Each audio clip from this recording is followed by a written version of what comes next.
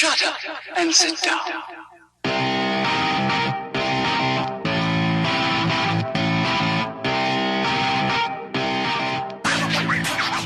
I'm totally gonna go vegan this season. My mind's on fire, so I ride my bike. I'm riding harder than a hurricane. Love is You shaved your legs? Does shaving your legs really make a difference? Man, shaved legs make such a difference. Look at that guy with the hairy legs. I saw the old you for a second there. My mother made me. You are listening to the Dial Podcast with Matt Lee Grand, Evan Price, Lance Hepler, and Jake Von Turing. Optional listening required. And get that runner's high. I'm totally going vegetarian this season. Eating is cheating, man. I think protein's really gonna help me out in my season. Hey man, do you have a gel? That runner's high.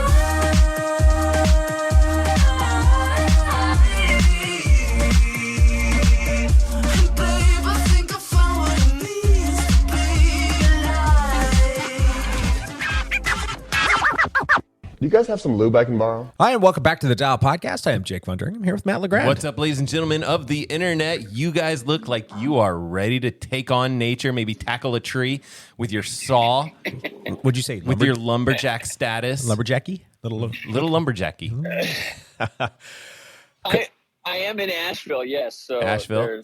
I do have. I'm in Asheville, North Carolina, so my shirt does. Look At first, lumberjacky. I thought that was a flannel shirt, but now I'm not so sure. He's just trying to look It's Midwest not. Midwest It's not. fancy. That's his like Midwest fancy attire. That voice you hear, Lance friggin' Hepler.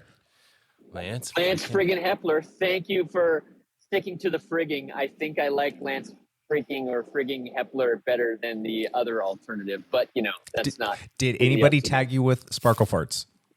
Did you hear any sparkle farts? On some of my Strava posts, I had many sparkle fart tags. Yes. but not on Instagram. So Well done, folks. Well done. Hey, why don't you chime in again? Go to Lance's Instagram or Strava or wherever you are connected with Lance and chime in and let us know. Should it be sparkle farts or should it be friggin'? I don't know. no, it should not. It should be friggin'. You don't get a say in this, dude. You're right. Right I don't on. get to say it. Anyhow, you guys want to talk about some stuff and things? How about a little bit of, unpack the old Unbound gravel race that you did last weekend and maybe a little question that's been proposed out there about what the promoter should have done? Does that sound like a good topic for you guys today? Yeah. Cool. Yep.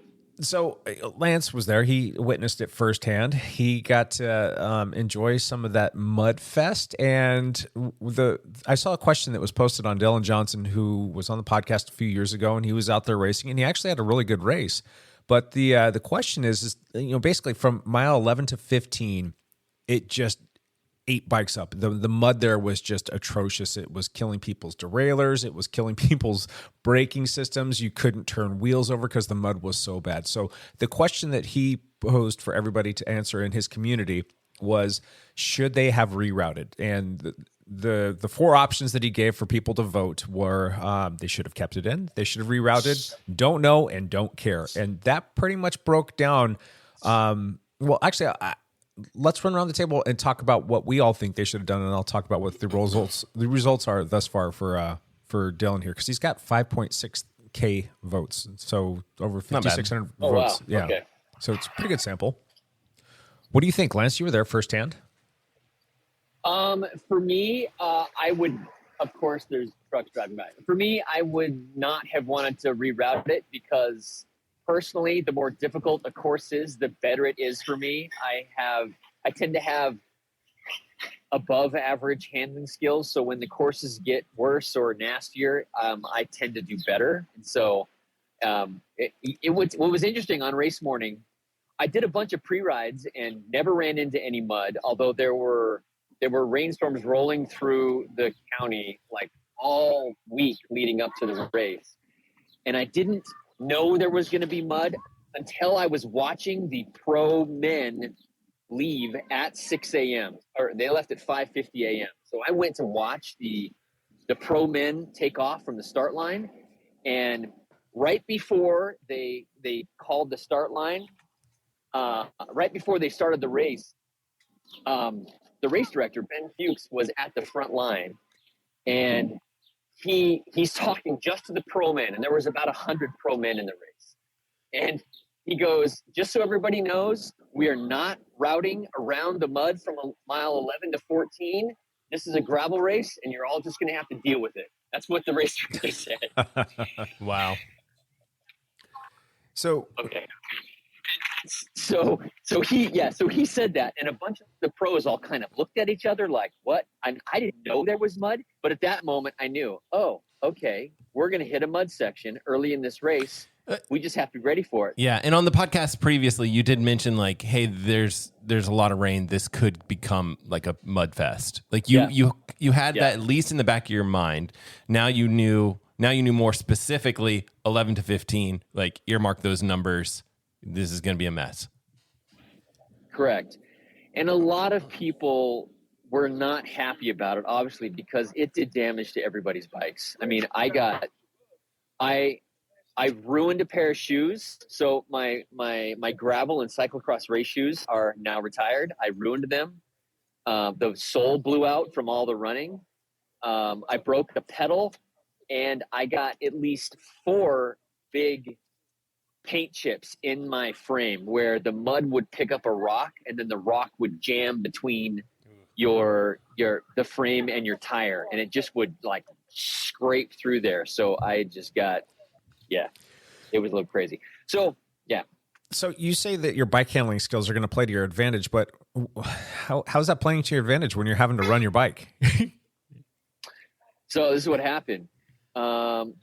So the first 10 miles, we were averaging like 27 miles an hour because it was like cushy gravel roads. We were just flying. And I'm in a pack of 300. There were 1,200 people in my race. And I started on the front line like an idiot or like a genius. You have to decide.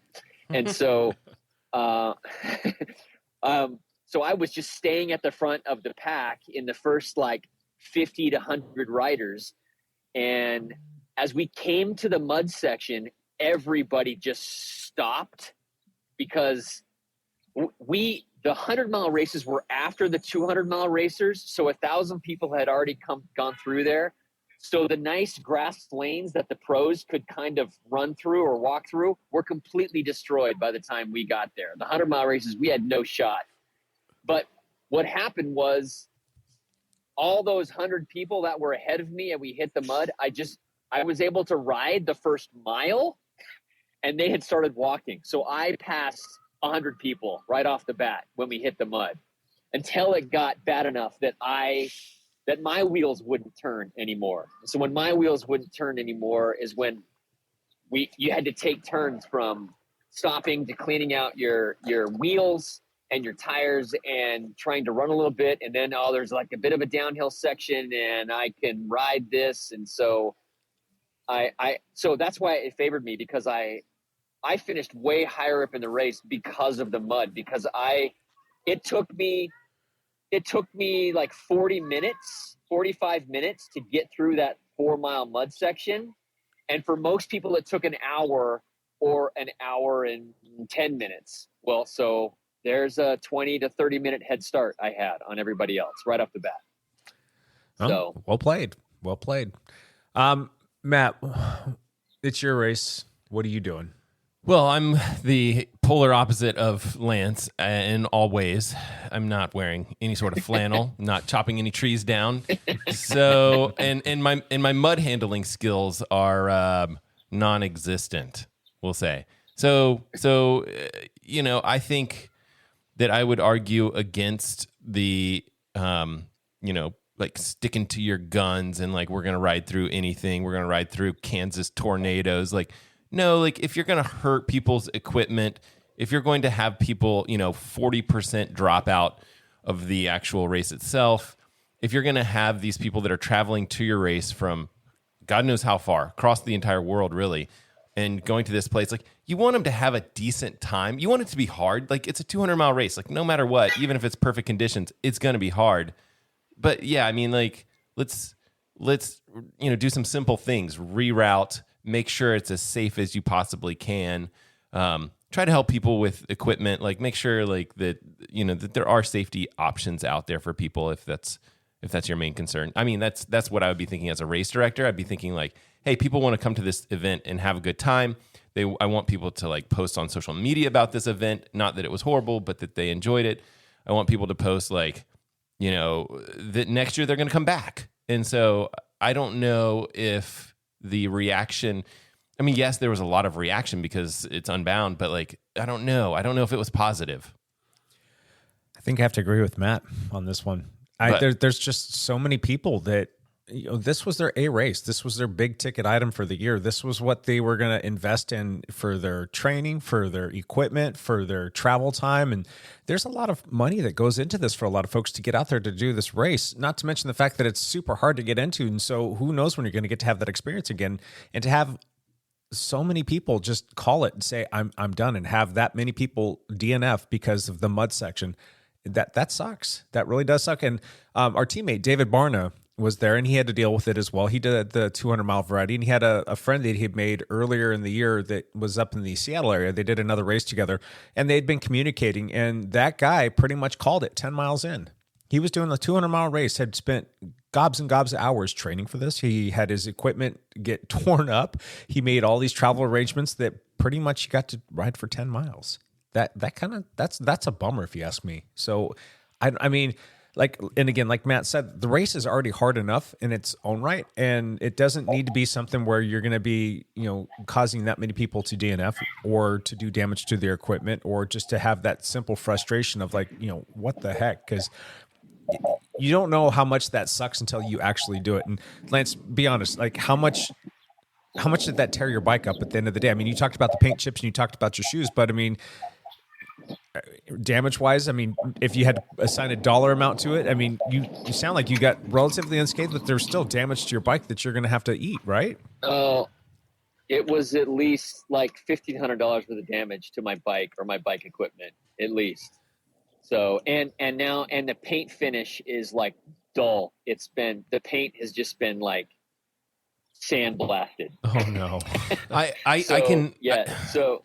think I feel like I'm sitting on the fence on this because I can totally go either way on this. I can totally see where a race director would be like, play it as it lies, like this is the race, this is the hand that we were dealt, like you guys need to go race, especially the pros, because like Lance said, there are some that are going to be like, yep, this is my ticket, like this is my game plan, I'm going to get 15 minutes on the rest of the pro field. And there are others that are like, oh, put me in the TT bars and just let me sit down on a certain wattage, or I'm going to sit in a pack, and that all of us kind of look at that and we're like, meh, yeah, and so to have difficult conditions, I think is kind of interesting from a race director. It's just the rest of the field, the 95, maybe more than 95% of the field that's like, these people are probably there to have an experience, not necessarily to, bring home a paycheck. That group of people probably would have benefited from a reroute. That's definitely a good option there. I mean, right. The pros aren't going to have it nearly as bad because they're trailblazing. They're going through there. They're able to create those lines off the side of the road or in the grass that they're going to be fine. And they probably got through there relatively unscathed. I don't know what their DNF rate was, but I mean, was it as bad? No, it wasn't as bad. And matter of fact, Keegan Swenson was able to almost ride all of it because the grass lines on the side were more rideable. They hadn't completely mudded out yet. So, a couple of things. The race director, Ben Fuchs, when he was telling the pros that, hey, we're not routing around the mud, he seemed proud of himself for saying it, right? He was just like kind of relishing it. Like, this is what you get if you come to this race. We're not going to change this. So everybody's going to have to deal with it. So, but nobody else heard that. I only heard that because I was standing, 20 feet away from him, and I could hear him saying it through the pro men field. And he wasn't on a mic or anything. It was just like the mic wasn't working at that moment for whatever reason. But what's interesting? I completely felt for a lot of those 200-mile racers, they started an hour before I started. and I passed hundreds and hundreds of them in the mud section, which meant they'd already been struggling for an hour. Wow. And I caught and passed them. And that's Yeah. mile like 12 or 15 or something. Yeah. That's just nasty, right? When you're thinking like on a good day, we're talking 12 hours, like great day probably. For a lot of these people, it's probably much more than that. It's probably much more like 16 hours. To be like, oh yeah, I'm at mile 15 and I'm adding an hour onto that already. Oh yeah, I would immediately think, yeah, it's time to drop out, right? Like it's just like just the gut punch of like, it's 200 miles and I'm walking my bike. There was even a safety motorcycle that was riding through the section and just completely got stuck. And photographer motorcycles that said, I want to get these mud pictures. And they were trapped there the rest of the day because they couldn't rescue those vehicles. Oh, I love it. So, yeah. What was the sentiment after the race? I mean, what were people saying? Were they like pissed, or were they like, oh my gosh, that was so hard, but we got through it? Or what were they saying? Everybody was just shell-shocked from it. Everybody was just shell-shocked from it. Like that the mud was the story. It was the selection point. That's what happened. Granted, this is a long race, so lots of other things happened during the day. I mean, my day turned into almost heat stroke because it got up to like 85 and 80% humidity for like the last 3 hours of my race, and I barely made it through that. And so all the 200-mile racers, they had to deal with that 3 hours of super hot and humid, and then a storm blew through that rained sideways for an hour and created another mud section that I didn't have to deal with, because when I went through that section, 5 hours earlier, it was not mudded out. It was rideable.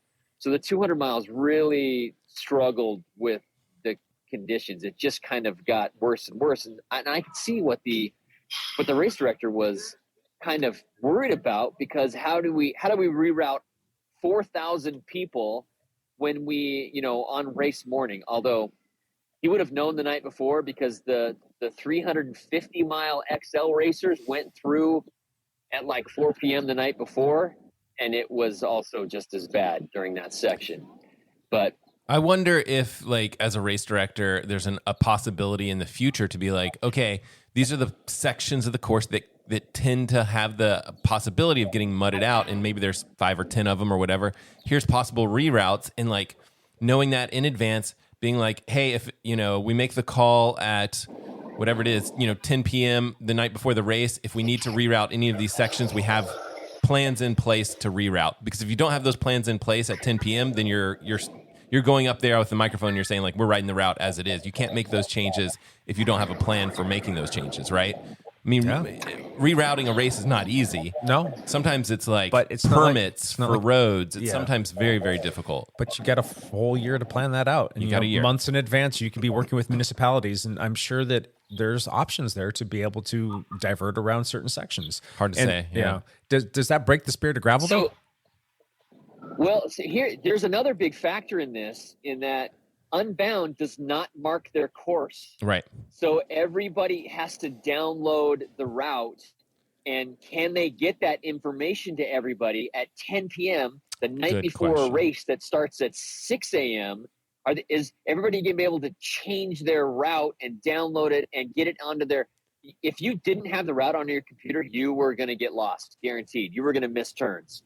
It's strung out enough, regardless of where you're at, that you were going to miss turns. So that's probably another big factor in not rerouting, is that, okay, we're not going to get this to everybody this late in the game. Yeah, but is it that much of a hassle to put up some sandwich boards or some signs that say, hey, you're turning left here now, and then put it at the next one, and just for the reroute section, just to put up some stuff to show you where you're going to be going, and then it's back on track?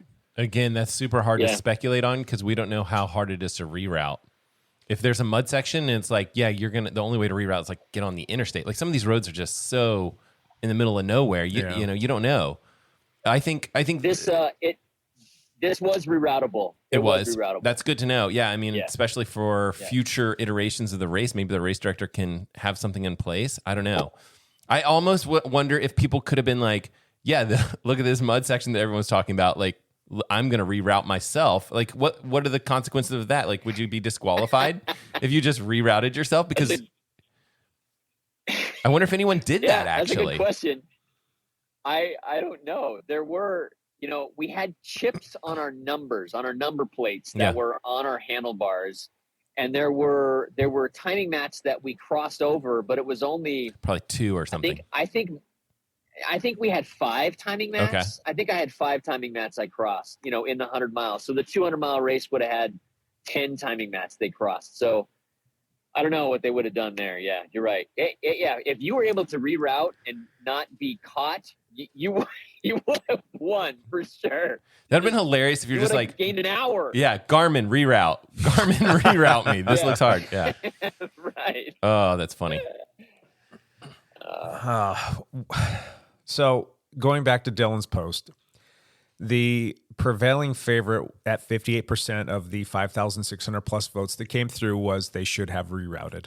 And then they said 22% said they should have kept it in, which there's your Lance right there. 10% said don't know. Yep. 10% said don't care. So I think the vast majority of people are on the side, obviously, of like they should have rerouted. Whether or not they can do that or not, whether or not that's in the spirit of gravel, what do you think? It breaks the spirit of gravel. In fact, I think the spirit of gravel is crying about the Dylan Johnson post. I mean, these bunch of Probably. soft crybabies, or do they have a point, Lance? I mean, seriously. No, they absolutely have a point. The amount of damage that was done, the amount of bikes that broke because of it, how many people's race it ended. There's good reasons to argue for it should have been rerouted. So I understand agreeing. For me, no, because it favored me. So Yeah.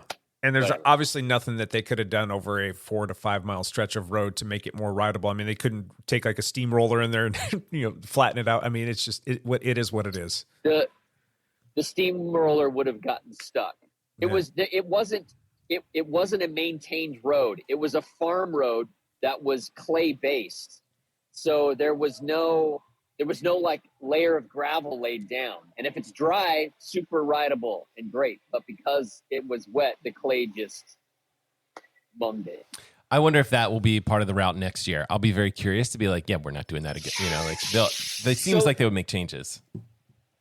Interesting thing with Unbound is they usually switch from year to year. They either go north of Emporia Yep. or they go south of Emporia one year. And this was a south year. And so they very well may switch to north next year and it will be a very different race. But listen, there's still potential for mud all over the place in rural Kansas. So, yeah. Lance, will you ever go back and do Unbound again? Dude, I took Brandon took a little video of me right at the finish line and I only doing the 100-mile race and I suffered so much. I said, there's no way I'm coming back to do this. If I come back, I would do the 50-mile race, which is even less prestigious than, doing the 100-mile race. So I don't know. I mean, if being here with teammates and with the group and feeling the electricity of the whole town and how they come out and being around the expo and the awards and that stuff was all amazing. It was a different experience than I've had at a race that I have personally participated in almost anything else other than Rebecca's Private Idaho. Rebecca's Private Idaho has a pretty similar feel. But, that's Rebecca's Private Idaho is like 1,000 racers, and this was 4,000. That's how much bigger it was and how much bigger of a deal it was to be a part of it. So experiencing that aura was very cool. But, dude, I was licked after the race. David Varna, our teammate, said he's like, no way, I am not doing this again. That was so much suffering. So I don't know. I'm torn. I'm only a week out from it, and I'll probably romanticize it more in my brain as time goes on. It's amazing how we forget. Yeah. It's like, oh, it wasn't that bad. Yes, it was. Yeah, it was. What would you change about the race? Like how the race unfolded for you? What would you have done differently? I wouldn't have changed a thing. from what I did, to be honest with you. I think I raced it about as good as I could have. I've been focusing on cross-country mountain bike racing for the last couple months, and so I didn't have a lot of big rides in my legs, and so 100 miles was a real stretch for me to race it. I raced really well for about 4.5 hours, and the last 2 hours I was just hanging on for dear life. Luckily, I didn't get passed by a bunch of people, but I hung on. Brandy's saying hi. Hi, Brandy. So I don't know. I don't know that I would have changed a whole lot. How did the oars do? I don't know that I would have made it better. The oars was brilliant. It was fantastic. I loved it. A lot of people rode like aero gravel frames, and there's less tire clearance on those frames, which created more issues, Sure. in the mud. I was riding 40 millimeter Maxxis Rambler tires. I had no flats, thank goodness. Hundreds and hundreds of people still had flat tire issues, and I didn't. Having to deal with a flat tire in that mud would have been terrible. That would have been terrible. That broke people's spirits if you flatted and you were in the middle of the mud, because a lot of that happened because there were big rocks. But I don't know. I don't think I would have changed my tire. I could have gone narrower tires, like 38s instead of 40s. But I don't think it would have made any difference. The mud was so bad, it wouldn't made that much of a difference. So play it out as good for you as it possibly could have, is what you're saying. Yeah. Dude, I made the freaking podium in a gigantic race like Unbound. I'm not complaining about that at all. Zero complaints. Right on. So, Well, anything else that you want to talk about with respect to this? I mean, we can do a backpedal and you can elaborate a little bit more, but anything about the race that you think should have been changed or that you would have liked to have seen? Or no, it's unique in that they don't have aid stations. You have to have an aid person take care of you. They had water stations in 2 places. So that made it unique too. We've got some background rap music going on, but that's because it's all good. wait. Okay, I dropped my phone. There we are. Okay, see, I'm screwing up. So that made it unique. Having some more aid stations and not having to have your own people out there would be great, but that makes this race also unique. So I don't know what I'd do. Gotcha. Cool. All right. Well, we kind of all said our piece, and I think the people spoke. But I mean, do you think that they'll do that in the future? Do you think they'll reroute based on maybe some flack that they're getting, or do you think it's just going to be this is what it is, and you guys just need to deal with it? I think it's going to be this is what it is. Everybody deals with it. I don't think they'll reroute it. They'll make the course, and they'll probably put something in the race Bible that says, we're not rerouting for any mud sections, just so you all know right up front. I bet that will happen. Huh. Interesting. Well, we'll see. Tune in. 2024. Tune in. Cool. All right. How about some backpedaling? Matt, you want to go first? I can go first. I don't know what I did last week. I was testing some bike stuff, so I've ridden a little bit. Like I'm actually testing some of the new Apple Watch cycling stuff with their new operating system. I don't know if you checked out any of that stuff.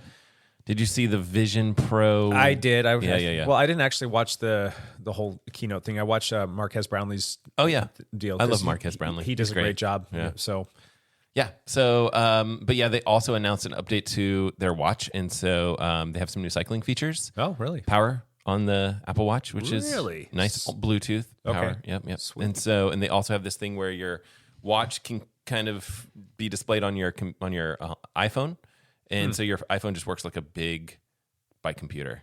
Really? I played around with it. The syncing piece is really interesting. You pause it on the phone, and it automatically pauses on your watch. Either way, vice versa, and it's like instantaneous. Wow. It's nice. It's basically like a mirrored display there between those two devices. It's something. It's good. I don't know if it's like a replace your bike computer for any of us, but for the casual, actually for 95% of the cyclists out there, exactly. it's like perfect. Yeah. So there's a lot of folks that don't want to go spend $400 to $800 on a bike computer. Exactly. They've already got their phone, and just like It's probably good for people like Rockform and Quad Lock and all the bike case companies that make the mounts that go on the bikes. Which is funny because I don't actually have one of those. Yeah. I don't have anything. And so I should have borrowed one from you, but I ordered a Peak Design. Okay. Yeah, those are pretty cool too. I don't know. We'll see. Yeah. So I ordered something like that because I was like, I need to be able to test this when I'm allowed to show it. I'm not even allowed to show that stuff yet. Huh. But I'm allowed to talk about it. So I have a video that is needing to be edited sometime. It's going to be late, but this is my like weekly video. I'll talk about some of those watch questions. I should say that for my one last thing. But so I've gotten a couple of bike rides in, a couple of swims, master swimming. You know, yesterday, busy day, because I went stand-up paddleboarding with the wife when I was texting you about the podcast. I was like, can't podcast today, doing stuff with, hanging out with the wife, and it was just like I was on stand-up paddleboard out on the lakes. Yeah. And we have 3 lakes in the area if you guys aren't familiar with us. And so you can, get out on Lacamas Lake and then you can connect over to Round Lake. And so that's what we did. This is probably what you and your wife do. We do that all the for time. your date nights. But it was great. Cool. It was awesome. We did that in the morning and then we played pickleball in the afternoon. That was like one of her birthday gifts was a pickleball court that we can just set up in the cul-de-sac. Oh, nice. So, super cool. Lots of weird exercise that way. And then just Randy might be coming over to jump into the back pedal. The cul-de-sac pickleball court. Yeah, Randy will be coming. She's to that. totally invited. She could teach us what to do because we don't know what we're doing. Nice. But then last weekend I was in Pasco, Washington for swim meets for kids.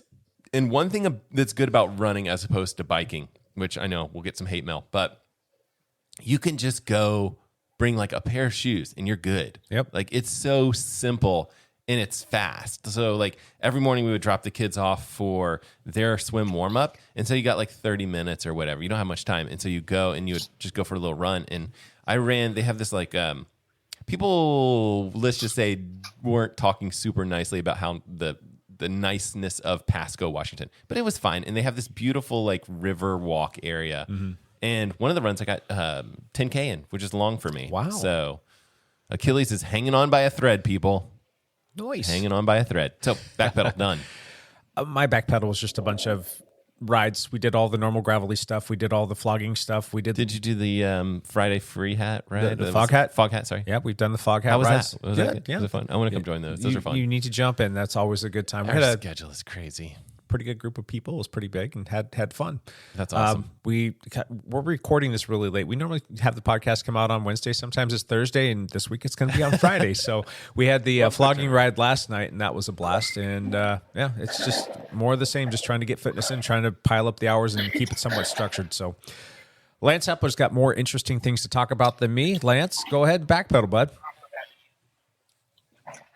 Yeah, so I mean, people probably have heard about my race or something or whatnot, but like I said earlier, once we got through the mud section, I was able to hook up with a couple of guys, at least 2 of us, that we tried to kind of trade poles through the rolling hills so that we weren't kind of all just destroying ourselves. It's awesome but, that you had some people to work with. Yeah, but it turned out that one of them was in my age group, and he was kind of he wasn't taking poles. He was sitting on my wheel. And so when we hit the aid station, their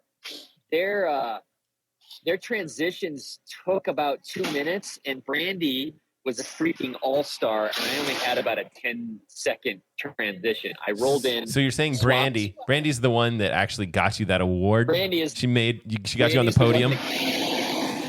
She is. She's the one that got that award. So I was able to hit that. I mean, it was literally 10 seconds. I mean, I went through. I swapped out the chase vest that I was wearing. And I had all my nutrition in the new chase vest. We swapped out the 2 bottles. I lubed my chain, and that was it. Boom, go. And so because I got through there so quickly, I ended up dropping the guy that was in my age group right then. And that was at mile like 63. So it was just kind of hanging on. That comes back to your triathlon. Am I losing you guys? No, you're good. You're good. That comes back to your triathlon training, don't you Yes. think? You owe all of your. Yes. You really owe everything to your triathlon training. Everything's from triathlon. I mean, the fact that I went through, and like Brandy said later, that there are other people standing around, they're like, holy cow, that was fast, you guys. Did you practice that? And Brandon's like, yeah, he made me practice it on the lawn at our rental house, the transition. So apparently it helps.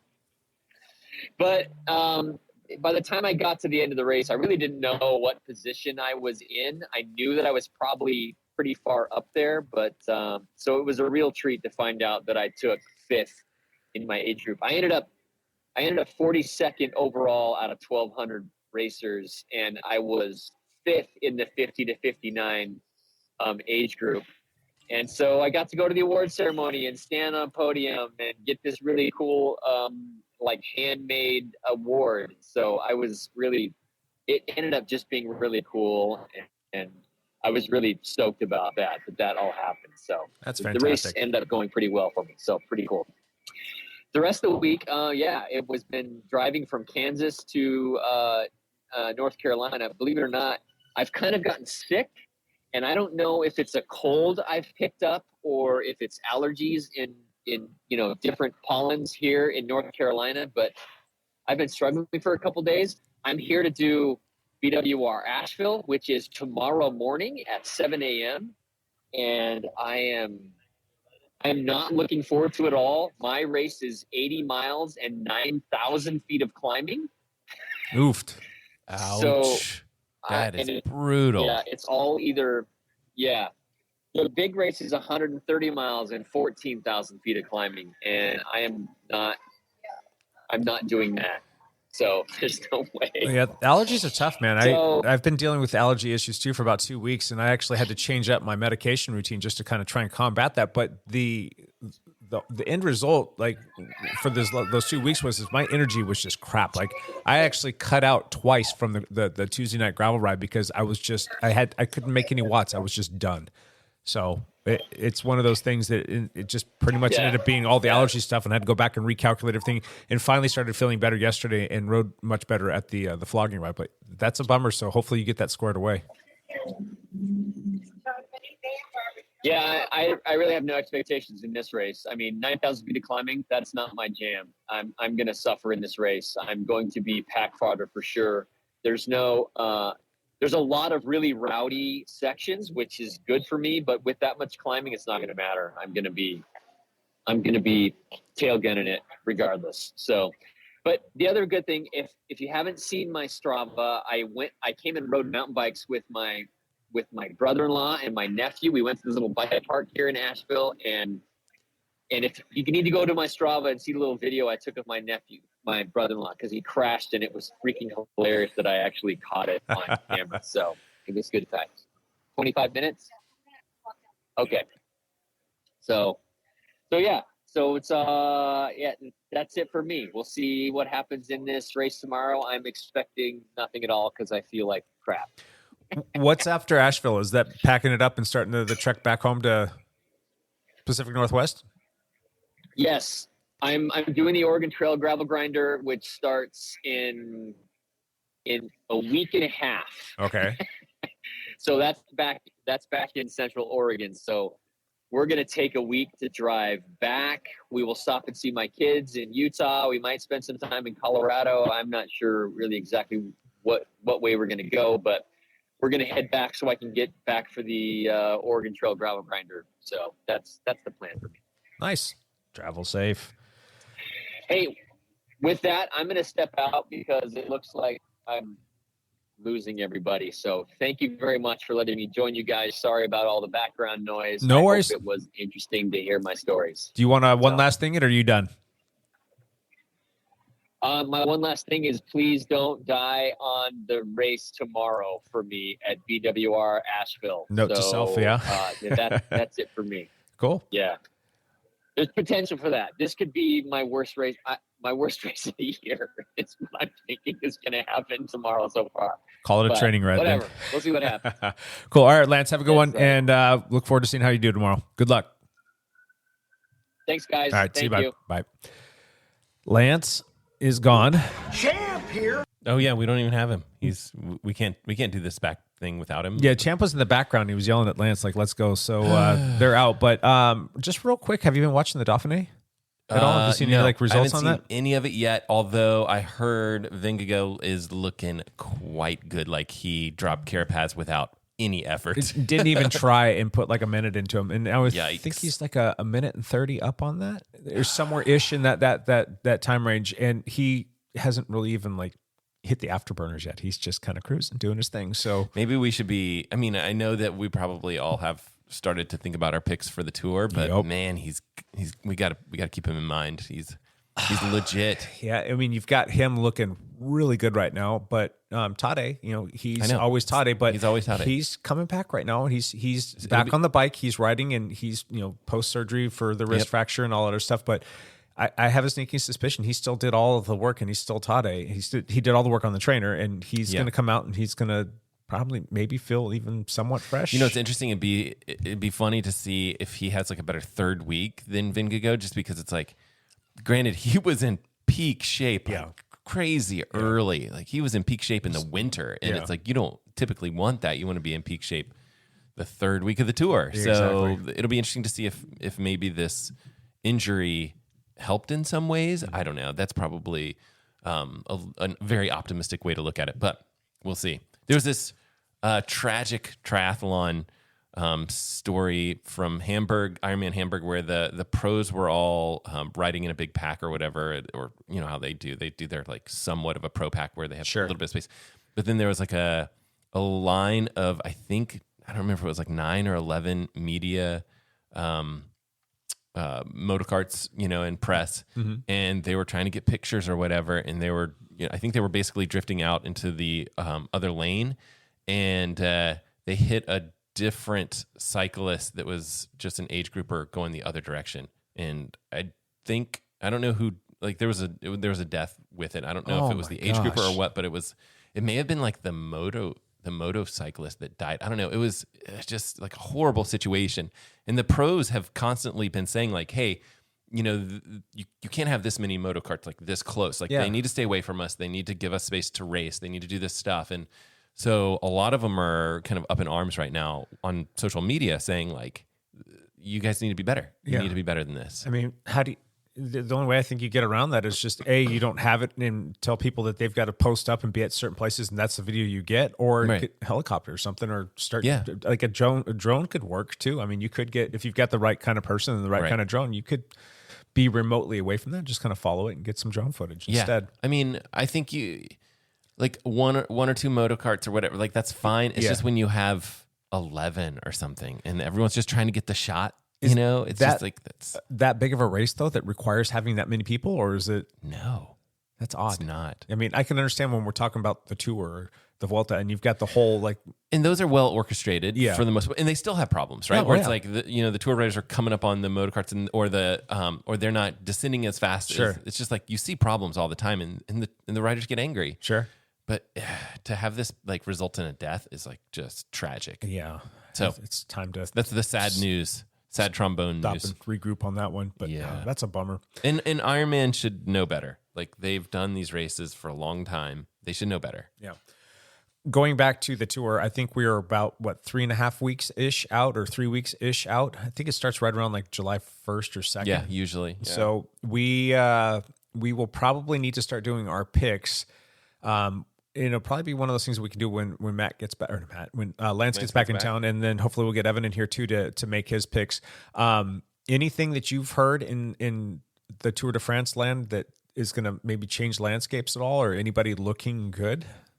I mean, I just think from the Dauphiné that Vingegaard is definitely. I mean, it looks like you'd think that it would be those two athletes again, like it was in the past, and that's kind of. I don't know. That's kind of what I'd be looking at. I think I saw that one team had already, I don't even remember who it was. I shouldn't even brought this up, but has announced their team. But we should start having the teams announce their rosters that they're going to take to the tour. And once that comes out, we can start to break that down and start making some picks. But is Cavendish going to show up? Yeah. Sadly, yes. Yeah, he is done after the season. This is his last season. This is last year that we have to put up with his shenanigans, but I really don't think he's going to win any stages. I think there's too many other big names and big hitters that are going to be better suited based on their teams and their just youthfulness to go out there and win all those stages. So I don't even know if he's going to finish the race, to be honest with you, but we'll see. I wouldn't be surprised if he snags some stage, gets to some mountains, and it's like, yeah, I'm done. Yeah. Like, or he'll drop out before he gets to the mountain Yeah. stages because he wants to. He wants to finish on the shops, he always said. I mean, he doesn't generally, abandon the race, but he can kind of hold his own. But yes, that's true. Getting You're right. old, and he didn't have a great spring, and I don't know. We'll just have to wait and see. To get his one win on the Champs would be a big hurrah, which I could see him thinking like, this is where I need to do it. I don't know. All right. Well, that is what it is. Matt, we're going to cut it short today because we all got stuff and things to do. You want to do one last thing real quick? Yes, I will be in the process of editing that video. If you guys want to learn about Watch OS 10, the next upcoming operating system for the Apple Watch. And what did I post last week? Something, I don't even know. Probably, was that Phoenix stuff? Yeah, that was probably the Phoenix. That stuff is still worth checking out if you haven't seen it. Okay, yeah. Epix Pro and Phoenix Pro are two new watches from Garmin. Yep. And they're top of the line watches. Sure. I would imagine that they would sell extremely well. New addition of a flashlight, some very cool little minor tweaks or whatever. So if you're in the market for a watch, those would be a very, very nice option. That flashlight is a fantastic touch. It's a quick double tap. Oh, how did you get the orange light on there? Is that in the settings? Red. It's red, so you don't jack your eyes up at night? Exactly. Yeah.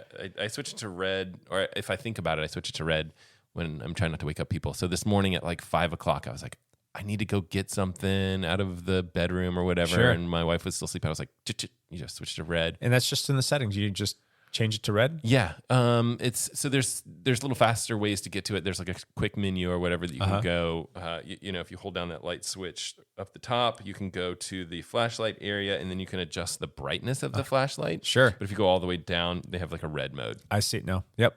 I know exactly what you're talking about. So yes. Cool. The Epix Pro is a fantastic watch. I think people, especially if you get the bigger edition, if you can handle a bigger watch, man, that's a nice option. that's the main reason why I got the bigger watch. Have you looked at maps on this thing? I mean, it's just crisp I've and just sharp. Just started wearing it 2 days ago, so I haven't really got to play with it too much. Yep. But I really do like it. I like the little bit bigger form factor.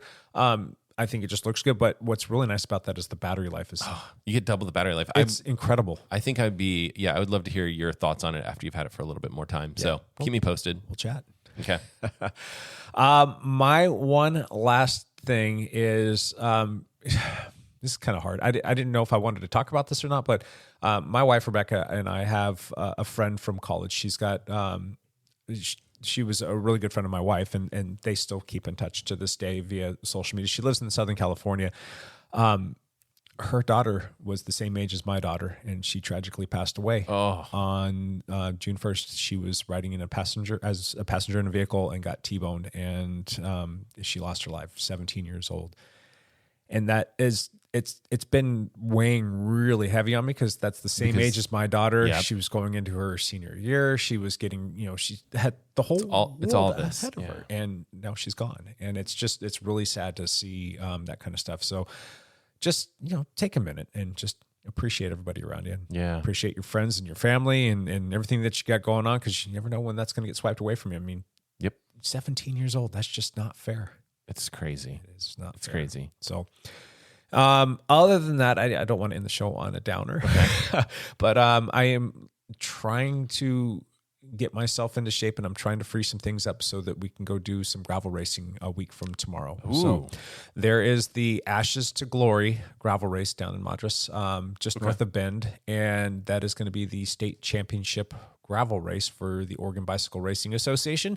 And I think I'm going to get down there, but I do need to get the race distance. I think it's 60-ish miles, Okay. which is kind of like a sweet spot for me. I can make that work if it was one of those 80 miles and 9,000 feet like Lance is going to be doing tomorrow. I'm not really tuned up for that right now. I can do that kind of thing, but I'm not tuned up for it. But I do think I can do okay at that. So we'll see if I can get down there.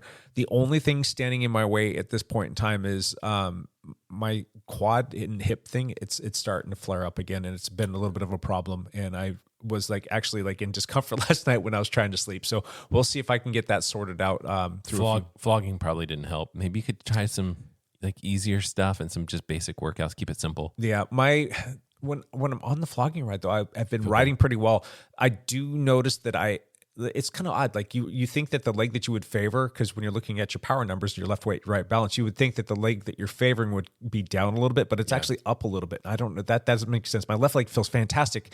And my splits for like the last, for a long time now have been like 53, 54% on my right leg. And then, the opposite on the left side. And it's just really odd. And then I get home and my leg is just like a little dull and achy, but when I'm actually out there riding for the most part, unless it starts to get like kind of crampy on me, it feels pretty good. And I think that looking at my lap split for the flogging ride, which is like 29 miles, it's not a terribly long ride, but it's like you're going at a pretty good clip. I mean, I've been averaging, my normalized power has been somewhere between 335 and 360 for that 28 miles. And that's pretty good. And I've been hitting some decent power numbers in the sprints, and I'm all right, but just thinking, well, maybe it would be even better if I could get this sorted out. So I just need my acupuncturist to stop having children and get back to work so that I can go see her. And then I do need to get a few other things taken care of, but I'll work on that. We'll get there. Yeah, it's all good. Good luck. Yeah, thank you.